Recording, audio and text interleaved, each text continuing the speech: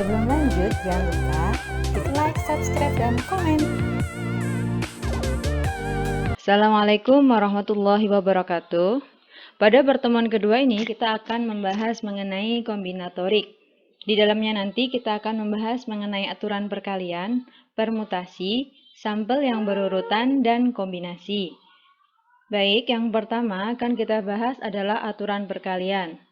Berdasarkan dalil 2.1 mengenai aturan perkalian secara khusus, jika suatu proses terdiri atas dua tahap, dengan tahap pertama dilakukan dalam N1 cara, dengan masing-masing cara ini tahap kedua dapat dilakukan dalam N2 cara, maka proses itu keseluruhannya dapat dilakukan dalam N1 kali N2 cara.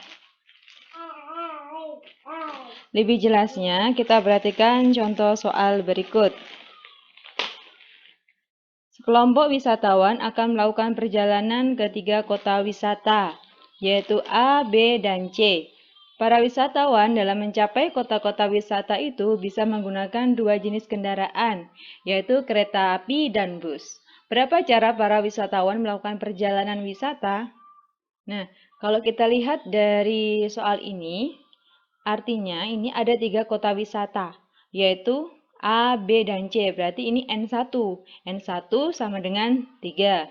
Atau ada 3 cara. Kemudian di sini kendaraan nih, ada 2 jenis. Berarti N2 sama dengan 2. Oke, coba lihat. Jadi banyaknya cara adalah, nah rumusnya tadi kan N1 kali N2. Berarti tinggal 3 kali 2 sama dengan 6 cara. Oke, paham ya? Nah, keenam cara tersebut maksudnya adalah, nah ini misalnya, si wisatawan itu mau ke kota A menggunakan kereta api. Nah, itu kemungkinan pertama. Atau kita tulis A, K, A ini, notasinya seperti ini. Kemudian pergi ke kota A menggunakan bus, berarti A, bus. Kemudian ke kota B menggunakan kereta api atau ke kota B menggunakan bus. Begitu juga dengan saat pergi ke kota C, dia menggunakan kereta api, ke kota C menggunakan bus. Nah, ada berapa cara? 1, 2, 3, 4, 5, 6. Mudah ya dipahami? Kita lanjut dulu. Nah, untuk aturan perkalian secara umum dijelaskan dalam dalil 2.2, yaitu jika suatu proses terdiri atas k tahap, dengan tahap pertama dilakukan dalam N1 cara, dengan masing-masing cara ini, tahap kedua dapat dilakukan dalam N2 cara, dan seterusnya, sampai tahap ke K dapat dilakukan dalam NK cara. Maka proses itu keseluruhannya dapat dilakukan dalam N1 kali N2 kali seterusnya sampai NK cara. Jadi secara sederhana tinggal kita kalikan saja masing-masing tahap itu ada berapa cara. Kalau ada 3 tahap, ya tahap untuk pertama berapa cara dikalikan dengan untuk tahap yang kedua dan tahap yang ketiga. Begitu saja secara sederhana. Ini contohnya. Sebuah rumah makan menyediakan menu makan pagi yang terdiri atas nasi, telur, kerupuk, dan minum. Nasi terdiri atas nasi putih, nasi kuning, dan nasi goreng. Telur terdiri atas telur dadar, telur ceplok, telur asin, dan telur rebus. Kerupuk terdiri dari kerupuk aci, kerupuk ikan, dan kerupuk udang. Sedangkan minumnya terdiri atas air putih, kopi, teh, jus buah, dan es degan. Nah, kalau dilihat di sini berarti nasi. Nasi ada berapa? 1, 2, 3. Berarti di sini N1 sama dengan 3. Kemudian telur, ini N2. N2-nya ada 1, 2, 3, 4. Kerupuk berarti N3. 1, 2, 3. Ada 3. Kemudian untuk N4 yaitu minuman 1, 2, 3, 4, 5. Nah, tinggal kita kalikan saja seperti ini.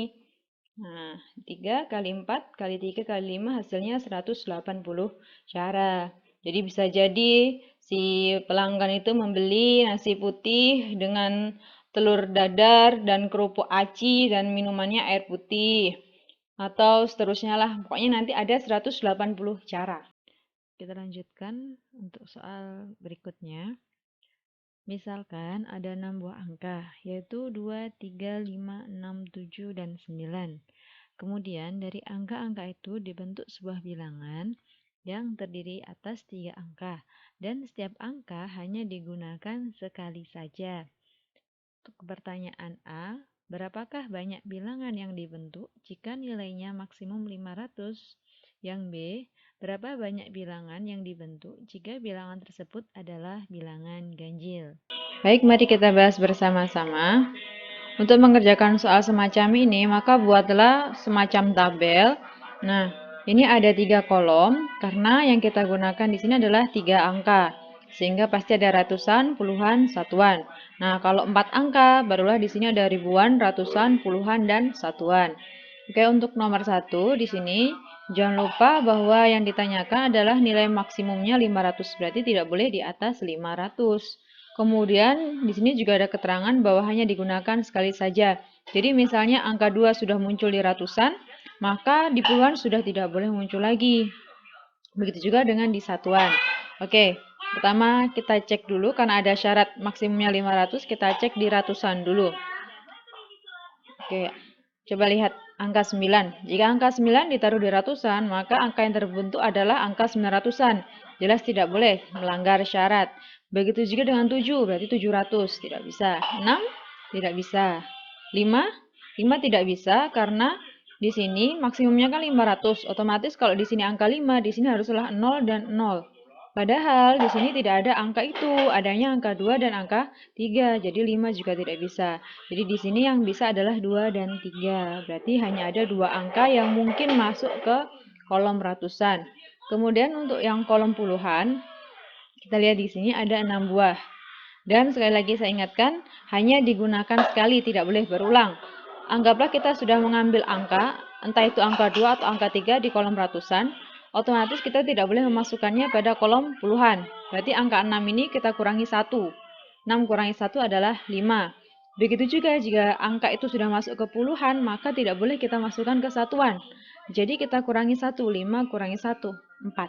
Sehingga banyaknya bilangan yang mungkin terbentuk adalah 2 kali 5 kali 4. Hasilnya 40. Selanjutnya untuk soal yang B, di sini tidak ada batas maksimumnya, tapi diminta adalah bilangan ganjil. Nah, perlu diingat bilangan ganjil itu ciri khasnya ada di angka satuan. Yaitu angka satuannya haruslah angka 1, 3, 5, 7, 9. Selain itu berarti angka genap.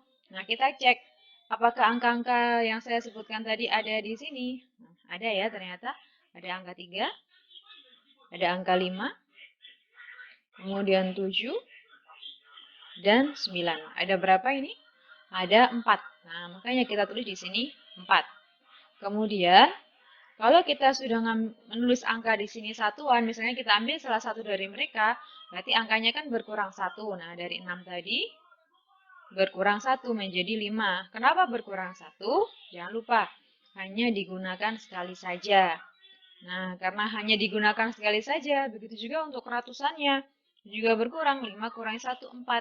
Sehingga banyak bilangan yang terbentuk adalah 4 kali 5 kali 4. Hasilnya 80. Oke, selanjutnya kita bahas mengenai permutasi. Berdasarkan definisi 2.1 mengenai permutasi, permutasi adalah sebuah susunan dari sekelompok objek dengan memperhatikan urutannya. Ya, memperhatikan urutannya ini perlu diingat-ingat. Oke, untuk yang pertama permutasi tanpa pengulangan. Berdasarkan dalil 2.3, semua objek dibentuk. Jika kita mempunyai n objek yang berbeda, maka banyak permutasi yang dapat dibentuk dari semua objek itu. Ada permutasi n dari n, yaitu n faktorial cara. Jadi misalnya kita punya 10 meja, mau kita susun sebanyak 10, ya caranya adalah 10 faktorial. Nah, P ini artinya permutasi ya. Oke, perlu diingat di sini bahwa n faktorial itu artinya n kali n-1, jadi berkurang 1, kali n-2 berkurang lagi, hingga kali 2 kali 1. Contohnya ini 6. 6 faktorial itu artinya 6 kali 5 kali 4 kali 3 kali 2 kali 1. Kalau 1 faktorial berarti artinya 1. Kalau 0 faktorial berarti artinya juga 1. Oke, kita masuk ke contoh. Diketahui ada 3 abjad pertama, yaitu ABC. Berapa banyak permutasi yang dapat dibentuk dari 3 abjad itu? Nah, apa tadi rumusnya? Rumusnya adalah permutasi 3 dari 3. Jadi diambil semuanya, berarti 3 faktorial, yaitu 3 kali 2 kali 1. Hasilnya 6. Nah, ke-6 cara tersebut yaitu, nah jadi ini ya, saya ulang lagi. Ada 3 abjad, nyusunnya bagaimana? Bisa ABC, bisa ACB, bisa BCA, bisa BAC, bisa CAB, bisa CBA. Nah, tadi kan di definisi permutasi dibilang bahwa memperhatikan urutan. Jadi urutan ABC dengan ACB itu dianggap berbeda. Karena dia, sekali lagi saya tegaskan, memperhatikan urutan. Selanjutnya, untuk dalil 2.4, sebagian objek dibentuk. Misalkan kita mempunyai n objek yang berbeda. Jika k objek diambil dari n objek, maka banyak permutasi yang mungkin ada permutasi k dari n. Sama dengan n faktorial per n min k faktorial susunan.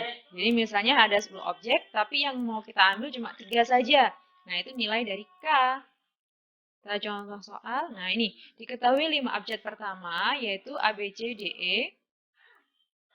Kemudian kita akan menyusun 2 abjad dari 5 abjad. Jadi ngambil 2 dari 5. Berapa banyak susunan abjad yang dapat dibentuk? Jadi di sini K adalah 2, N-nya adalah 5. Nah, kita masukkan rumus yang tadi. Permutasi 2 dari 5. N-nya adalah 5, berarti 5 faktorial per N-nya 5, K-nya 2, berarti 5 kurangi 2. 5 kurangi 2 adalah 3 faktorial, berarti kita hitung. 5 faktorial bagi 3 faktorial itu berapa? Untuk menyelesaikan ini, tinggal kita uraikan saja yang atas. Jadi yang atas kan yang lebih besar, kita uraikan agar bisa keluar angka 3 faktorial. Nah, 5 faktorial itu kan 5 kali 4 kali 3 kali 2 kali 1. Nah, kalian tidak perlu menguraikan sampai dengan 1. Cukup sampai ketemu dengan angka yang di bawah, yaitu 5 kali 4 kali 3. Stop, tulis faktorial. Nah, di sini kalian coret. Nah, jadi yang bawah tidak perlu kalian faktorkan. Jadi kalian hitungnya tidak perlu pakai kalkulator. Dan langsung dihitung saja 5 kali 4 yaitu 20. Jadi kesimpulannya untuk menyusun 2 abjad dari 5 abjad itu ada 20 kemungkinan atau 20 susunan abjad yaitu AB, AC, AD dan seterusnya sampai dengan ED. Kita lanjut untuk permutasi dengan pengulangan. Dalil 2.5 objek yang sama. Jika kita mempunyai n objek, dengan n1 adalah banyak objek pertama yang sama, n2 adalah banyak objek kedua yang sama, n3 adalah banyak objek ketiga yang sama, demikian hingga nk adalah banyak objek ke k yang sama. Maka banyak permutasi yang dibentuk ada n faktorial per n1 faktorial kali n2 faktorial kali n3 faktorial, maaf di sini ada faktorialnya, dikali titik-titik kali nk faktorial susunan. Contoh soalnya, nah jadi rumus yang tadi tidak perlu kalian hafal. Ciri yang paling sering keluar, soalnya jenisnya seperti ini. Jadi berapa banyak susunan huruf yang terbentuk dari kata matematika, kata statistika, kata probabilitas, seperti itu. Nah, kita kerjakan ya, coba. Nah, ini rumusnya, jadi tidak perlu kalian hafal. Tinggal lihat aja n faktorial itu banyaknya huruf ada berapa? 1, 2, 3, 4, 5, 6, 7, 8, 9. Tulis 9 faktorial. Kemudian lihat, ini huruf pertama adalah S. S-nya ada berapa di sini? 1, 2. Nah, tulis 2 faktorial. Mudah bukan? Kemudian huruf T. Ada 1, 2, 3. Tulis 3 faktorial. Kemudian setelah huruf T, huruf A. 1. Hanya ada 1. Berarti di sini 1 faktorial. Kemudian setelah huruf A, ada huruf T. Tadi sudah dihitung. Kalau sudah dihitung, tidak perlu dihitung lagi. Kemudian ada huruf I. I ini ada 1, 2. Berarti 2 faktorial. Setelah huruf I, ada huruf S. Sudah dihitung ya, tidak perlu dihitung lagi. T juga sudah, I juga sudah. Nah, terakhir K. Hanya ada 1, berarti 1 faktorial. Nah, untuk menghitung ini, kalian lihat yang penyebut atau yang bagian bawah, angka paling besar adalah angka 3 faktorial. Berarti di sini ubah agar 9 faktorial ini keluar angka 3 faktorialnya. Caranya seperti apa? Sama kayak tadi. Kita uraikan 9 kali 8 kali 7 kali 6 kali 5 kali 4 kali 3. Stop. Kasih faktorial. Kalau misalnya penyebutnya di sini 6, nah faktorial ya, berarti cuma berhenti sampai 6, nah faktorial. Gunanya apa? Biar mudah mencoret. Oh, seperti ini kita coret. Jadi yang bawah dibiarkan saja ya. Nah, 2 faktorial ini langsung saya tulis 2, karena sudah jelas ya, 2 faktorial kan 2 kali 1, gampang kan hitungnya. 1 faktorial juga 1. Kemudian untuk menghitung seperti ini, lebih mudah jika kita melakukan coret-mencoret. Misalnya ini, 2 kali 2 itu kan 4. Nah, bisa dicoret dengan yang atas. Sama-sama dibagi 4, habis. Tinggal 9 kali 8 kali 7 kali 6 kali 5. Nah, ini dia hasilnya. Nah, perlu diingat kalian bahwa tulisan-tulisan ini dihitung satu. Walaupun ini ya, misalnya S yang pertama itu biru. Nah, dihitung sama saja walaupun S-nya ini yang oranye ini taruh depan. Jadi statistik ini masih banyak lagi ya contohnya ya. Jadi statistik ini dihitung sama walaupun entah ini huruf pertama, terus S-nya diganti ke sini, T yang ini diputar ke sini, atau T-nya yang ini pindah ke sini. Selama dia membentuk susunan huruf yang sama, dia dihitung satu. Selanjutnya, permutasi melingkar. Dalam buku lain biasanya disebut permutasi siklis. Berdasarkan dalil 2.6 mengenai permutasi melingkar secara umum, jika kita mempunyai n objek yang berbeda, maka banyak permutasi melingkar yang dapat dibentuk ada n-1 faktorial susunan. Jadi, ini juga tidak perlu dihafal rumusnya. Kalau kalian ketemu soal mengenai susunan duduk dalam posisi melingkar atau menaruh sesuatu dalam bentuk melingkar, maka cara menghitungnya tinggal n-1 faktorial. Banyaknya objek dikurangin 1 difaktorialkan. Contoh soal. Nah, ini ya. Ada 6 orang duduk mengelilingi meja.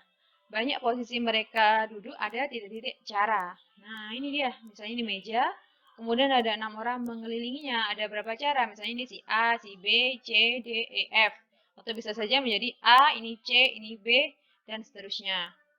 Itu caranya ada n-1. 6 kurangi 1, 5. 5 faktorial itu berarti 5 kali 4 kali 3 kali 2 kali 1. Hasilnya 120 cara. Selanjutnya kita bahas tentang sampel yang berurutan. Oke, yang pertama sampling dengan pengembalian. Objek yang terambil dalam percobaan dikembalikan lagi ke tempat semula. Jadi ini maksudnya, misalnya kamu ada percobaan mengambil 3 buah bola di dalam kotak. Kamu ambil yang pertama. Nah, sebelum kamu ngambil yang kedua, bola yang kamu ambil itu kamu kembalikan lagi. Begitu juga waktu mau ngambil bola yang ketiga, bola yang kedua harus dikembalikan lagi. Nah, ini maksud dari teori ini ya. Akibatnya banyak objek dalam percobaan selalu tetap jumlahnya. Jadi awalnya ada 10 bola, kalian ambil 3 ya, nanti tetap hasil total semua bola dalam kotak adalah tetap 10. Dengan demikian, banyaknya sampel berurutan yang berbeda sebanyak n kali n kali n kali n. N pangkat R. Nah, yang ini sampling tanpa pengembalian ya. Jadi misalnya tadi punya 10 bola dalam kotak. Kalian ambil mau ambil 3 ya. Ambil pertama, nggak usah dikembalikan, langsung ambil yang kedua. Nah, otomatis waktu kamu ngambil yang kedua, bolanya sudah berkurang menjadi 9. Kemudian waktu kamu ngambil yang ketiga, bola yang pertama dan kedua tidak dikembalikan. Otomatis bola di dalam kotak ada 8, berkurang terus-menerus. Atau dengan kata lain, banyaknya sampel ada n faktorial per n min r faktorial. Langsung ke contoh soal saja. Nah ini ya, Sandi mempunyai setumpuk kartu bridge yang berjumlah 52 buah. Kemudian ia mengambil 3 buah kartu secara acak. Nah, berapa banyak susunan kartu jika 3 kartu yang diambil semuanya berbentuk keriting, di mana pengambilan kartunya dilakukan dengan pengembalian. Yang nomor 2, tanpa pengembalian. Kasusnya sama. Jadi intinya ada 52 buah kartu, kemudian kita ngambil 3, dan semuanya adalah keriting. Nah, yang satu dengan pengembalian, yang satu tanpa pengembalian. Mari kita bahas bersama-sama. Kartu bridge atau biasa kita sebut sebagai kartu remi itu terdiri dari 4 jenis, Yang pertama ada love atau heart, kemudian waru, kemudian keriting, dan ada demon. Masing-masing jenis ini terdiri dari 13 buah kartu, sehingga kalau dijumlahkan total ada 52. Nah, kartu love ini terdiri dari kartu as, Q, J, Q, kemudian kartu dengan nomor 2 sampai dengan 10. Begitu juga dengan kartu-kartu lainnya. Oke, kita masuk ke pembahasan soal. Untuk yang nomor 1, disebutkan bahwa akan diambil 3 buah kartu. Nah, 3 buah kartu itu diambil semuanya adalah keriting. Nah, dengan syarat adanya pengembalian. Artinya, saat kita ngambil pertama kali, itu kita ada 13 kemungkinan. Karena kartu keriting, totalnya ada 13. Nah, kemudian disebutkan bahwa dengan pengembalian, berarti walaupun kita sudah ngambil keriting, kita kembalikan lagi, jadi jumlahnya tetap 13. Sehingga pada kemungkinan yang kedua, kita dapat kemungkinan 13 kartu lagi. Begitu juga untuk pengembalian yang ketiga, karena kita kembalikan, jadi totalnya tetap, yaitu 13. Nah, kalau kita kalikan, ada 2197 cara. Jadi, inilah banyaknya kemungkinan terambilnya kartu keriting. Kemudian untuk yang nomor 2, di sini diambil 3 kartu juga, berbentuk keriting, tapi tanpa pengembalian. Sehingga waktu ngambil yang pertama kali, jelas ada 13 kemungkinan. Karena total seluruhnya ada 13 kartu keriting. Setelah kita ambil satu, kartu itu tidak kita kembalikan. Artinya, sisa kartu keriting yang ada di tumpukan itu sisa 12. Jadi ada 12. Kemudian, setelah kartu yang kedua kita ambil, kartu itu tidak kita kembalikan. Jadi, pada tumpukan kartu itu total ada 11 karena waktu yang pertama dan yang kedua tidak dikembalikan. Jadi masih sisa 11. Sehingga pada pengambilan yang ketiga ada 11 kemungkinan. Jadi total banyak susunan kemungkinan pengambilan kartu keriting tanpa pengembalian yaitu 13 kali 12 kali 11 yaitu 1716 cara. Baik, selanjutnya kita bahas mengenai kombinasi. Menurut definisi 2.2 tentang kombinasi, kombinasi adalah susunan dari sekelompok objek tanpa memperhatikan urutannya. Nah, ini perlu digarisbawahi. Tanpa memperhatikan urutannya. Inilah bedanya kombinasi dengan permutasi. Kalau permutasi itu memperhatikan urutan. Kalau kombinasi itu tanpa memperhatikan urutan. Sebagai contoh, misalnya kita mau menyusun dua huruf, yaitu A dan B. Kalau menurut permutasi, AB itu berbeda dengan BA. Tapi kalau menurut kombinasi, AB dengan BA itu sama saja. Jadi kita hitung satu. Karena kita tidak memperhatikan urutan, entah siapa yang di depan, entah siapa yang di belakang. Nih, ini contoh perbandingan soalnya ya. Permutasi itu dia memperhatikan urutan. Jadi ini misal contoh soalnya, dalam Olimpiade Matematika akan didapatkan 3 pemenang sebagai juara 1, juara 2, dan juara 3. Pesertanya adalah ABC. Nah, susunan kemungkinannya bisa jadi si juara 1 itu A, juara 2 B, juara 3 C. Jadi bisa kita susun A, B, C. Atau bisa BAC, dan bisa juga BCA. Jadi jelas beda. Nah, ABC tidak sama dengan BAC, tidak sama dengan BCA. Kalau di sini berarti yang juara 1A, kalau yang di sini berarti yang juara 1B. Yang ini juara 3-nya C, yang ini juara 3-nya A, jelas berbeda. Itu yang disebut sebagai permutasi. Sehingga dari A, B, dan C ini ada banyak kemungkinan. Nah, bagaimana dengan yang kombinasi? Dia tidak memperhatikan urutannya. Jadi misalnya ini soal yang sama, dalam Olimpiade Matematika akan didapatkan 3 peserta yang lolos babak final. Peserta itu adalah ABC, nah sama-sama 3. Susunan kemungkinan ya cuma satu, yaitu ABC. Misal, karena hanya 3 yang ikut peserta, jadi peserta, kemudian yang lolos babak final juga 3, ya ABC itu. Yang lolos kemungkinannya juga cuma satu. Entah kita menulisnya sebagai ABC, BAC, atau BCA, itu sama saja. Itulah perbedaan permutasi dan kombinasi, dan tentu rumusnya juga nanti akan berbeda. Oke, ini dalil 2.7, semua objek dibentuk. Jika kita mempunyai n objek yang berbeda, maka banyak kombinasi yang dapat dibentuk dari semua objek itu ada satu cara. Nah, jadi kayak tadi yang saya contohkan, ada 3 objek kan, A, B, C. Maka banyak kombinasi yang dapat dibentuk. Ya satu saja. Sedangkan permutasi, tentu lebih dari satu. Dalil 2.8, sebagian objek dibentuk. Misalkan kita mempunyai n objek yang berbeda. Jika k objek diambil dari n objek, maka kombinasi yang mungkin ada ini C, simbol dari kombinasi. Kombinasi k dari n objek sama dengan n faktorial per k faktorial dikali n kurangi k faktorial susunan. Nah, ada simbol lain dari kombinasi, itu bentuknya adalah kurung. Nah, bentuknya seperti ini. Kira-kira apa perbedaan rumus dari kombinasi dan permutasi?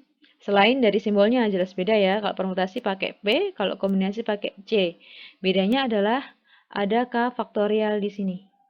Kalau permutasi rumusnya hanya ini saja, N faktorial per N min K faktorial. Kalau kombinasi, depannya ada K faktorial. Kita ke contoh soal. Sebuah acara diselenggarakan atas 4 panitia. Berapa banyak susunan panitia yang dapat dibentuk dari 10 orang? Oke, jadi ini ada 10 orang, tapi hanya dipilih 4 orang. Berarti N-nya adalah 10, K-nya adalah 4. Nah, kita masukkan rumus. Ini tips buat kalian kalau ngerjakan soal, kalau udah tahu ini kombinasi, tulis rumusnya. Paling tidak sampai sini saja kalian sudah dapat poin penilaian, walaupun kalian nanti tidak sampai akhir. Oke, kita lanjut. Nah, kita masukkan di sini. N-nya kan 10, berarti di sini 10 faktorial per K-nya adalah 4, berarti 4 faktorial dikali, jadi kalau ada kayak gini artinya kali ya. 10 kurangi 4, karena N tadi 10, K adalah 4 faktorial. Hasilnya sama dengan 10 faktorial per 4 faktorial, kemudian 10 kurangi 4, hasilnya 6 faktorial. Nah, sekarang kita cari jalan supaya bisa dicoret kayak yang tadi. Lihat yang di bawah. Mana yang paling besar? 4 dan 6. Besar yang mana? Besar yang 6. Berarti kita ubah supaya 10 faktorial ini bisa dicoret dengan 6 faktorial. Caranya bagaimana? Kita uraikan. 10, 9, 8, 7, 6. Stop. Kasih faktorial. Nah, berarti yang ini nanti rencananya kita coret ya. Jadi kita biarkan saja tulis seperti ini. Nah, karena 4 ini nanti tidak ada teman untuk mencoret, kita uraikan biar cepat. 4 kali 3 kali 2 kali 1 sesuai definisi dari faktorial. Kemudian kita coret yang bisa dicoret. Nah, mana lagi yang bisa dicoret? Nah, ini bisa. 4 kali 2 berapa? 8. Nah, bisa dicoret dengan atasnya. Ada lagi yang bisa dicoret? Bisa. Ini 3 habis, 9 bagi 3 hasilnya 3 juga. Nah, baik tinggal kalikan 10 kali 3 kali 7. Hasilnya 210 cara. Baik, ini adalah akhir dari perkuliahan kita kali ini. Semoga bermanfaat. Assalamualaikum warahmatullahi wabarakatuh.